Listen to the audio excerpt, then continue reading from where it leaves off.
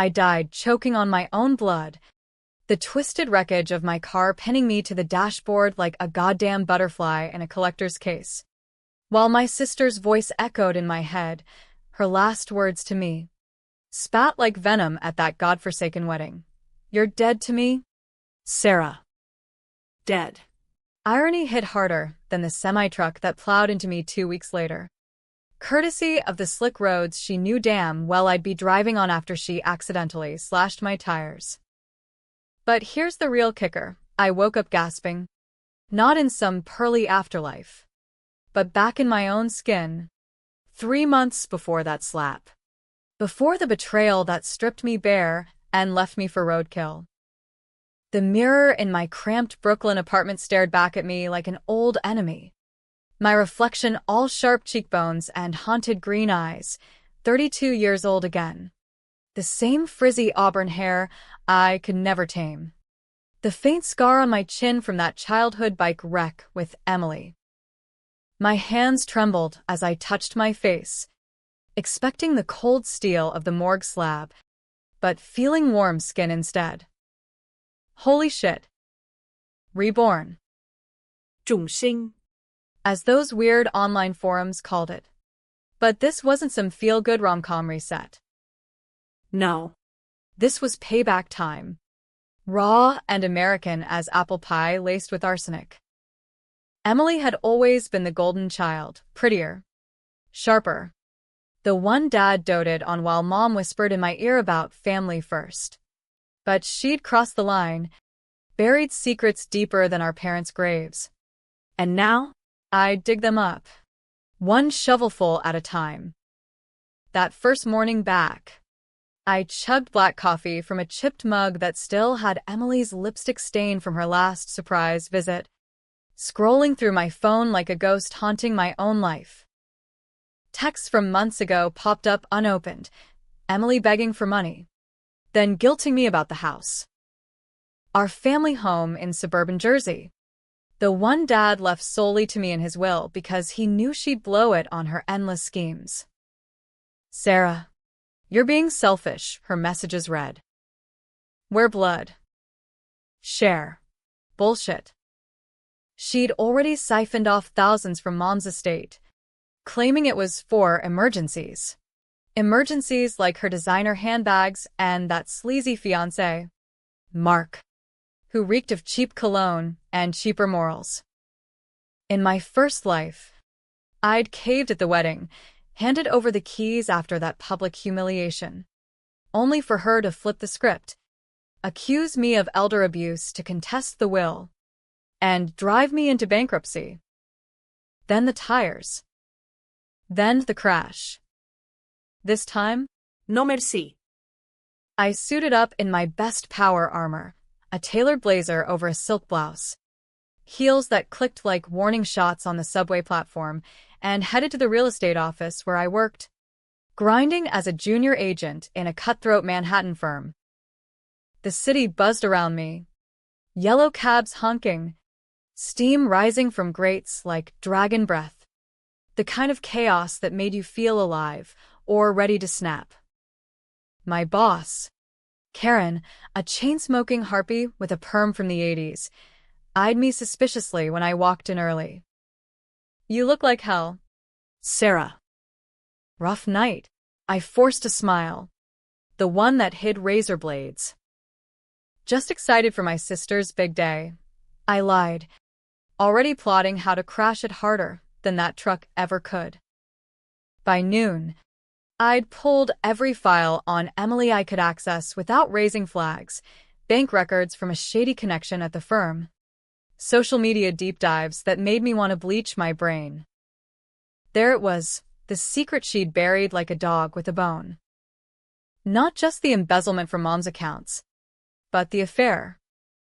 Mark wasn't her first cheat. He'd been screwing his way through her inner circle for years. But the real bomb? Emily had forged Dad's signature on a life insurance policy change 6 months before his heart attack. Coincidence? In my first go-round, the coroner called it natural causes. But I'd seen the pill bottles she hid, enough digoxin to drop a horse. She'd poisoned him slow, for the payout, then pinned the stress on me for not visiting enough. My stomach twisted like a knife in the gut. Family? She was a viper in sister drag. That night, alone in my apartment with takeout lo mein cooling on the counter, I sketched out the plan on a yellow legal pad, the kind they use in courtrooms for death row appeals. Step 1. Build the case. Quietly. No dramatic confrontations yet. That was for amateurs. I called in a favor from Tommy, an old college buddy turned PI, the guy who owed me for covering his ass during that frat house bender. Dig into Emily Hargrove, I whispered into the phone, voice steady as a surgeon's scalpel. Finance. Affairs. Medical records on our dad. And Mark, find me dirt that sticks. Tommy chuckled. That gravelly smoker's laugh. Sarah, you sound like you're auditioning for a Scorsese flick. What's the play? Revenge, I said simply. The biblical kind. Weeks blurred into a fevered dream of double lives. By day, I charmed clients into million-dollar deals, flashing smiles that masked the storm brewing inside. By night, I pored over Tommy's drops, grainy photos of Emily and Mark arguing in a Jersey diner, audio clips of her bragging to a girlfriend about finally getting what's mine, the heart attack, toxicology, traces of digitalis, consistent with overdose, but buried under accidental ingestion because no one looked twice at the grieving daughter. And the tires? She'd paid a mechanic buddy $50 to do the slash, texting him from a burner. Make it look like wear and tear. My blood boiled hotter than a 4th of July barbecue. But I played nice, sent Emily a congratulatory card for the wedding, even RSVP'd as her maid of honor. Can't wait to see you shine, I wrote, the ink practically dripping sarcasm. The invitations arrived like pink-tinted grenades. Embossed gold on heavy stock, Emily and Mark's nuptials at the plaza. 200 guests strong. Old money from Mom's side. Dad's golf buddies. Influencers Emily scraped from her Instagram hustle. I stared at mine over a glass of cheap Merlot, the kind that stained your teeth like guilt. In my first life, I'd shown up hopeful, clutching the house keys like a peace offering. She'd cornered me by the cake, her veil like a shroud, hissing about how I was hoarding the family legacy while she scraped by. Then the slap, crack, echoing off the chandeliers, her palm connecting with my cheek in front of gasping aunts and uncles. Give it to me, Sarah, or you're no sister of mine. The photos went viral on some gossip site, maid of honor meltdown at heiress wedding. I lost the house in the fallout. The job. Everything. This time, I'd make sure the meltdown was hers.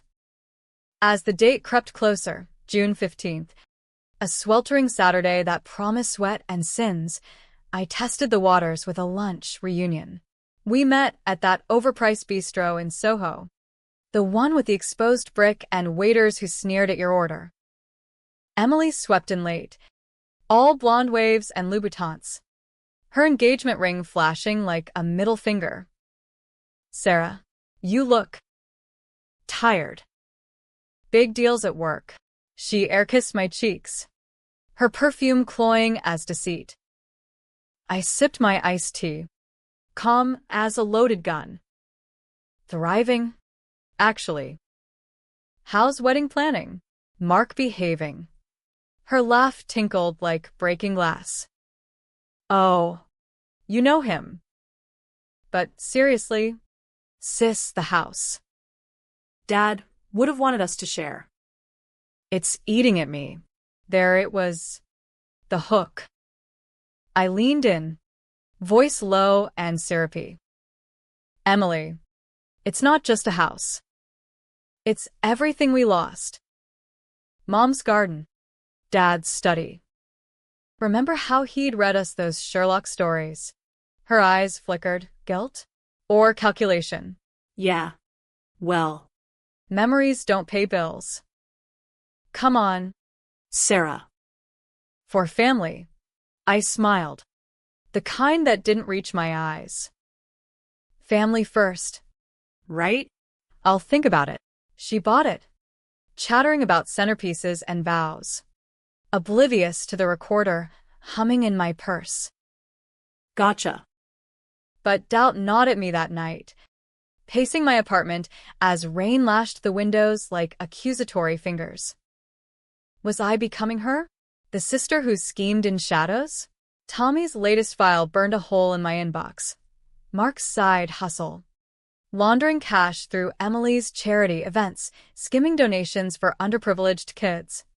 The hypocritical bitch. And a twist. He'd been my college hookup, the one who ghosted me for someone more ambitious. Emily knew. She'd stolen him deliberately, whispering in his ear about my frumpy ways. Rage coiled in my chest. But so did something sharper. Pity? No. Fuel. The week before the wedding, I made my first controversial call, anonymous tips to the venue's event planner about potential drama from a jilted ex. Nothing traceable, just enough to seed chaos. Then, A forged email from Mark's account, hacked via Tommy's shady tech guy, sent to Emily's bestie, spilling beans on his latest fling with a caterer. petty? Hell yes. But in the Game of Thrones we called sisterhood, gloves were off. Emily called me frantic at 2 a.m. Sarah, is this true? Mark's cheating again. I feigned shock, voice thick with sleep. Oh God. Eminência. What can I do? Inside, I toasted with whiskey. Let the fractures show. Rehearsal dinner loomed like a guillotine. I slipped into an emerald gown that hugged my curves, revenge dressing at its finest, and drove the old Subaru across the bridge, the Jersey skyline mocking me with its glittering indifference. The restaurant was all dim lights and leather booths, laughter bubbling like champagne over ice. Emily glowed in rehearsal whites, Mark at her side, his tie crooked as his morals. Aunts cooed, uncles slapped backs. I played the doting sister, toasting to eternal bonds, my words laced with subtext only I caught. But midway through dessert, tiramisu sticky as lies, Emily pulled me aside into the coat room, her nails digging into my arm. The house. Sarah. Sign it over tomorrow. Or I swear. Her eyes blazed. That same feral glint from the wedding that never was. I yanked free, heart pounding like a war drum. Or what? Ain't? You'll slap me in front of everyone? Drive me off the road? The words slipped out, unbidden. A glitch in the matrix. Her face paled, then twisted. What the hell are you talking about? I backpedaled, laughing it off as too much wine, but the seed was planted. She suspected. Good. That night, insomnia gripped me like a vice. Dreams replayed the crash in vivid technicolor, metal screeching, headlights blinding, Emily's texts lighting up my phone as I bled out, sorry. Cease. Had to. I woke sweating, vowing no more half measures. Time to arm the trap. The morning of the wedding dawned brutal. Humidity thick as conspiracy. The kind of New York summer day that made you question God's sense of humor. I stood in my hotel room at the plaza, upgraded on a whim. Because why not live like the queen before the fall, zipping into that bridesmaid monstrosity Emily had picked, seafoam green chiffon that clashed with my hair like oil and water. Zamira lied, telling me I looked poised, but inside, a hurricane in human skin. Tommy's final drop had arrived at midnight, ironclad proof on Dad's poisoning, pharmacy records showing Emily's purchases of digoxin under a fake name. cross-referenced with the autopsy oversight. And Mark? Videos of him fencing stolen jewelry from Emily's events. Enough to bury them both in federal time. I forwarded it all to a burner email, addressed to the DA's tip line, time-stamped for post-ceremony delivery. Controversial? Leaking family dirt anonymously? In the courts of public opinion and law, it was a gray area grenade. But after what she'd done, stolen my life twice over, it felt like justice served cold. Down in the lobby, bridesmaids fluttered like toxic butterflies, giggling over mimosas and war stories. Emily emerged from the bridal suite like a storm cloud in lace, her gown a cascade of ivory silk that screamed, "Innocent victim." She grabbed my elbow, nails like talons. "You okay? Sarah? You seem Off. Her breath was minty, masking the rot. I met her gaze. Steel for steel. "Just nerves. Big day for you, little sis." She searched my face, then softened, crocodile tears pooling. "After the ceremony, we talk about the house." "Promise." I nodded, the lie smooth as the marble floors. "Promise." The ceremony was a farce wrapped in orchids. St. Patrick's Cathedral echoing with organ swells and vows that rang hollow as Mark's fidelity. 200 guests crammed the pews, socialites in fascinators, Wall Street wolves in Brioni, Mom's book club ladies dabbing eyes with monogrammed hankies. I stood at the altar's edge, bouquet trembling in my grip, watching Emily glide down the aisle on Uncle Ray's arm, her smile a masterpiece of deception. Mark leered at her like a prize, but his eyes flicked to the cellist, a leggy brunette he'd probably banged in the vestry. Hypocrite. As the priest droned about, forsaking all others, I bit my tongue to keep from laughing. If only they knew. Rings exchanged, rice tossed like confetti grenades, and we spilled into the grand ballroom for the reception, a glittering cage of crystal and candlelight, waiters weaving with trays of caviar and crab cakes. The band swung into, at last, Etta James crooning Betrayal blues. And the toasts began. Uncle Ray first, rambling about family unity, his words landing like punches to my gut. Then Mark's best man, slurring jokes about taming the wild one. Emily laughed, radiant, but I saw the cracks, her glance at her phone, the way her fingers twisted the napkin like a noose. My turn came too soon.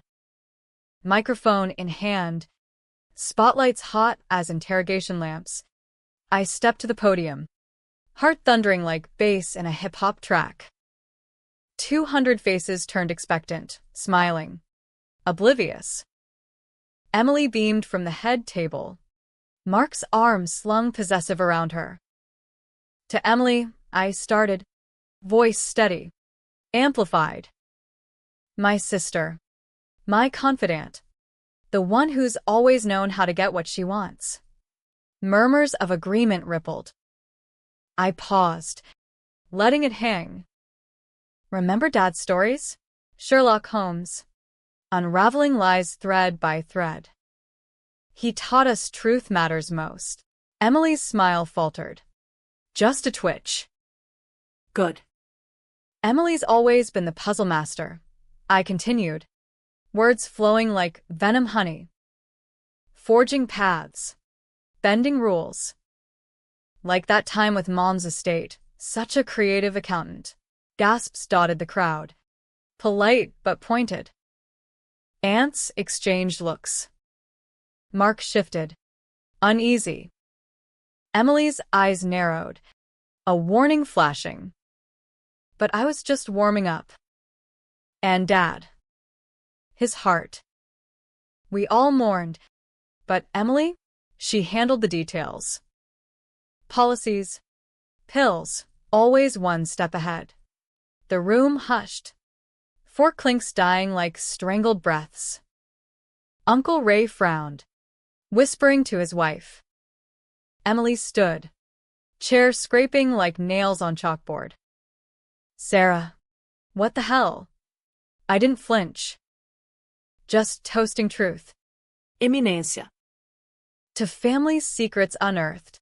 Chaos erupted then, guests murmuring, phones whipping out for the inevitable TikTok takedown. Mark lunged toward the podium, face purple as overripe plums. You crazy bitch, but security, tipped off by my anonymous call, hauled him back, mistaking his advance for a scene. Emily stormed the stage, her gown trailing like a funeral train, and that's when it happened, the slap. Crack. Her palm connected with my cheek. The sting blooming instant and electric, echoing off the vaulted ceilings. How dare you ruin my day? The house, it's mine. You owe me. 200 witnesses froze.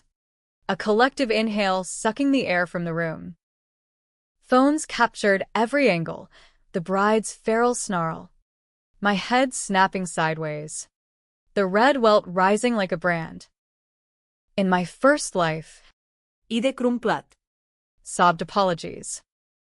This time, I turned, slow as a gunslinger, and met her gaze. Oh, you? For slashing my tires? For the crash you engineered?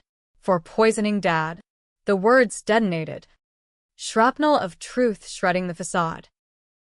Emily staggered. Color draining. You're insane. Lies. But the doubt spread like wildfire. Whispers turning to accusations. Uncle Ray bellowing for the cops. Pandemonium reigned. Guests fleeing to the exits. Bridesmaids shrieking. The band packing up mid-note. Mark bolted for the service door. But NYPD, alerted by my DA tip, arriving like clockwork, cuffed him on the marble steps. Jewelry heist warrants blazing. Emily clawed at me. Hysterical. You did this. You witch. I grabbed her wrists. Voice ice. No. Eminência. You did. The digoxin bottles in your closet? The forged policy? Tommy's got it all. And the videos, your charity scams? It's over. Her eyes widened. Terror raw. How? Because I know, I whispered. I've lived it. Cops swarmed, separating us like oil and flame. Emily was read her rights right there amid toppled champagne flutes and trampled petals, fraud, murder, conspiracy, the works. Mark howled from the squad car, spilling beans to save his skin. She made me, the insurance, the tires, it was all her. The twist hit like a sucker punch then, as they dragged her away, a guest. Old Mrs. Delaney from Mom's Club, clutching my arm with watery eyes. Sarah. Dear. I saw Emily with those pills. Months before your dad passed. I thought it was for her migraines. Confirmation from the grave. Emily screamed my name, a banshee wail, but the door slammed shut on her white dress empire. In the aftermath, as cleanup crews swept confetti like evidence, I slipped into a side lounge, collapsing onto a velvet chaise. Adrenaline crashed, leaving me hollow. 200 lives upended because of me, family fractured, reputations in ruins. Controversial? I'd torched the bridge we shared, danced in the flames. But as sirens wailed into the night, a strange peace settled. Vengeance tasted bittersweet, like dark chocolate laced with salt. Tommy called later, from a burner. You okay, kid? That was some Tarantino shit. I laughed. Raw and real. Better than okay. Free. But sleep evaded me that night. Ghosts of what-if circling. Had I gone too far? Exposed her without trial. Let the court of social media convict first? Yeah. But mercy was for the first life. This one? It was mine to rewrite. Dawn broke over Manhattan like a hangover. Gray light filtering through the plaza's curtains, mocking the wreckage of the night before. I hadn't slept. Couldn't. With the headlines already buzzing on my phone. Plaza wedding horror. Bride slapped sister. Groom nabbed in high sting. Grainy videos looped endlessly. My cheeks red bloom going viral faster than a cat meme. Comments flooded in. Karma's a bitch. What skeletons in that family closet? Team Sarah spill the tea. I scrolled numbly. Coffee going cold beside me. The house keys still mine, jingling on the nightstand like talismans. Emily's empire had crumbled in one explosive toast, but victory felt less like triumph and more like surviving a car wreck twice. The calls started at 7 a.m. Uncle Ray first, voice gravel over grief. Sarah, what in God's name? Emily's denying everything, but the police. Jesus. Your aunt's a mess. I murmured sympathies. The script flipped, I the consoler now, doling out tissues for their tears. Then the firm, Karen, surprisingly soft. Take the week. Kid. And hey, that speech? Gutsy. Clients are eating it up. You're the fixer now. Irony again. The agent who unraveled her own family yarn into a noose. By noon, reporters camped my lobby. Vultures in khakis shouting questions through the doorman. MS. Hargrove. Motive for the slap? Murder plot confirmed. I ghosted them all. Hailing a cab to Jersey instead. The house waiting like a prodigal son. Pulling into the driveway, cracked asphalt lined with Mom's overgrown roses, the place hit me like a time machine. White clapboard siding peeling at the edges. Porch swing creaking in the breeze. The bay window where Dad used to nap with the Times over his face.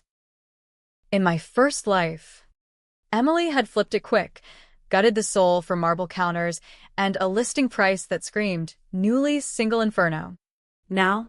It breathed. Walls echoing with ghosts I could finally lay. I unlocked the door, the key turning smooth as fate, and stepped inside. Dust motes danced in sunbeams.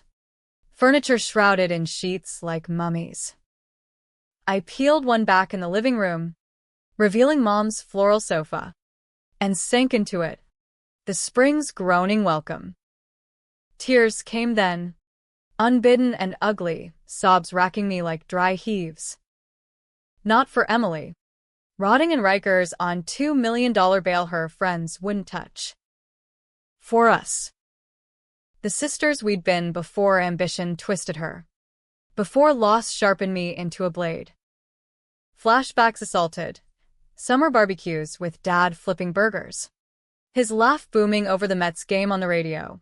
Emily and me building forts in the attic. Whispering dreams under flashlight glow. We'll always have each other, she'd say. Pinky swearing till our skin blistered. Lies. All of it. But in this reset, I'd honored that ghost, given her every chance to confess. To choose different. She hadn't. The slap wasn't just flesh, it was her soul's confession. A knock shattered the reverie. Tommy, bearing takeout bags and a six-pack, his PI trench coat rumpled as his grin. Figured you'd need backup. Or beer. We cracked cans on the porch, the swing swaying lazy as we dissected the fallout. DA's building a case, he said, popping a fry.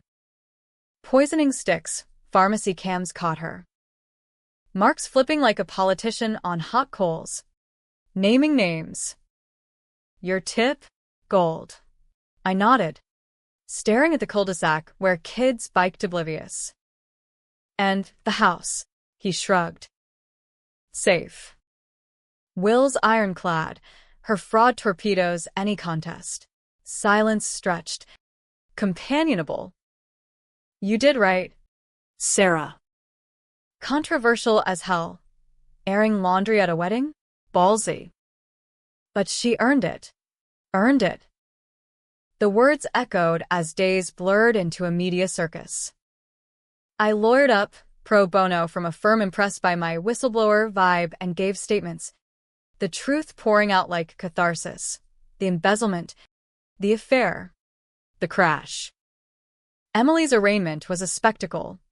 Tabloids splashing her mugshot. Mascara streaks like war paint. Headlined, Heiress Hell. Sister's revenge slap. She pleaded not guilty. Eyes locking on mine across the courtroom like daggers. But the evidence mounted. Forensics confirming digoxin in Dad's system. Tire guy testifying for immunity. Even Mrs. Delaney's affidavit sealing the elder abuse angle. Twist of twists? Mark's confession tape dropped a bomb. Emily had targeted me from the start. Not just for the house, but because Dad's will cited my stability over her instability. She'd rigged the whole narrative, faked concern, isolated me, to inherit everything. Trial prep dragged into fall, leaves turning crimson as the city cooled. I threw myself into work, closing deals on brownstones and lofts. The scandal morphing me from junior to star agent overnight. The wedding warrior, clients joked, toasting with espresso martinis. But nights were war zones, nightmares of the crash replaying. Emily's voice morphing into Mom's pleas. Protect her. Sarah. She's lost. Lost? She'd chosen the abyss. Yet doubt festered. A controversial canker. Had my revenge healed or just perpetuated the cycle? I visited her once. In that sterile holding room. Plexiglass between us, like the chasm we'd built. She looked smaller. Stripped of glamour. Orange jumpsuit swallowing her frame. Hair limp as defeat. Why? Sarah, she rasped. Receiver trembling. You could have let it go. The house wasn't worth this. I leaned in, voice even. It wasn't about the house. Eminencia. It was you killing Dad. Trying to kill me. For what? Greed? Jealousy? Tears carved tracks down her cheeks. I was scared. Dad always picked you. The stable one. I had nothing. Nothing? The word hung.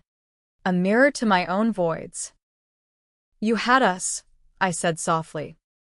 You threw it away. She sobbed then. A broken dam. Forgive me? I paused. The weight crushing. Controversial to the core, absolution or condemnation. Maybe I lied. After justice. Guards led her away. But her whisper lingered. I love you. Cease. Winter hit with the verdict. Guilty on all counts, murder 1. Fraud. Attempted vehicular homicide. 25 to life. No parole whispers. Mark got 15. Ratting for leniency. The courtroom cleared like smoke after a fire. Family scattering. Uncle Ray's nod my only goodbye. Outside. Snow swirled soft as absolution, blanketing the steps. I walked alone, breath fogging the air. The house waiting across the river like a beacon. Spring bloomed eventual. Roses reclaiming the yard as I renovated, not flipping, but living. Tommy became a fixture, beers turning to dates, his rough edges sanding smooth against mine. The firm promoted me, clients flocking to the woman who'd stared down hell and blinked. But the real win? Peace. No more ghosts in the mirrors. No echoes of slaps or crashes. Emily wrote from prison, sporadic letters. Apologies scrawled in pencil nubs. I read them on the porch, then filed them away. Forgiveness? A work in progress. but survival? That was mine. Hard won and unapologetic. 1 year to the day. I hosted a barbecue, small. Just Tommy, a few neighbors, the swing groaning under laughter. As dusk fell, fireflies winking like stars reclaimed, I raised a glass to the empty chair beside me. To family, I toasted, the word reclaimed. Not perfect, not painless, but real. In this second chance, I'd chosen life over the grave she'd dug. And damn, It felt good.